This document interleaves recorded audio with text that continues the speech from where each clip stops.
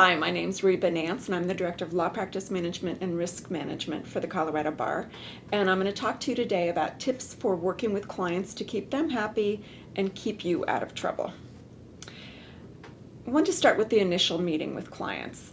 Be sure when you meet with clients to ask about formerly known as, maiden names, also known as, those kinds of things, to make sure that you can run a complete conflicts check. There are lawyers who've gotten into trouble by not doing this and ended up having a former client on the other side because they did not ask for maiden names. Be sure you ask about skeletons in the closet, and by that I mean something to the effect of, is there anything that the other side could use against us, whether it's true or not? That will make sure that there are no surprises when you get to court or when you get to negotiations. Ask them about their expectations.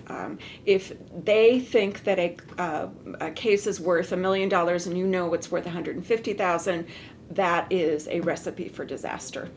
Create a roadmap of the process. If you practice in an area that's rote and you know that you do this and this and this and this, that will make it easy for clients to help you by simply giving it to them. It will allay their concerns. It'll make sure that they help you, they're prepared, and you can also make sure you sign deadlines so nothing falls through the cracks. Communication, communication, communication. Make sure that you give your clients a notebook the very first time they meet with you. Then show them how they can keep track of everything they receive from you by putting it in the notebook, because the notebook makes sure that there's a home for everything that they have. Paper them, make sure that they are informed of everything that comes along. Include some extra business cards. Every opportunity that you meet or touch a client is an opportunity for marketing. Make sure you tell them what your expectations are, and that's be honest with you, be responsive, follow your advice, document it if they don't follow it. That will help you to prevent malpractice in the future, and tell them to come to you with questions. Better they come to you than to simply stew about it. Ongoing, make sure that you return phone calls or have a staff member do it. Make sure staff does not give legal advice, but there's no reason why you can't have a staff person call and at least touch base with them. Keep your promises. If you're not going to have something to them by Friday, be sure and let them know that.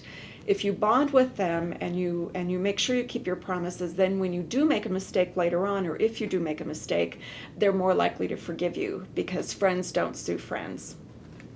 Keep them informed of everything that's going on and send them regular detailed bills. Nobody wants to be surprised with a big bill after not having received one for a couple months.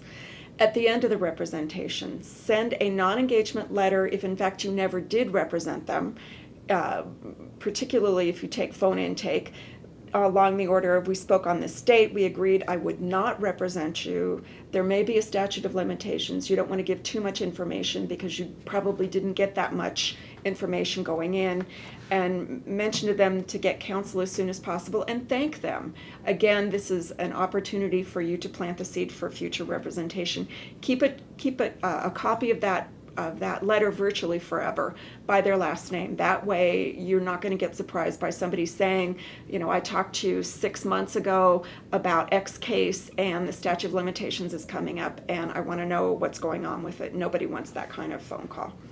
Be sure and send an end of representation letter at the end. And by that I mean something along the order of, my representation of you with respect to the lease negotiation has ended.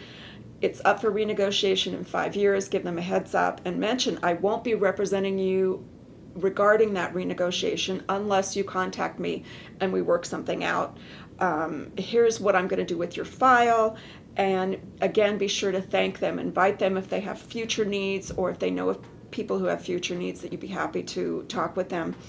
I actually know one of our lawyers whose senior partner includes a line at the very end that says, you won't be hearing from me again. I don't necessarily recommend that, but it does point out the idea that it's done, it's over with, I'm finished, and that's it.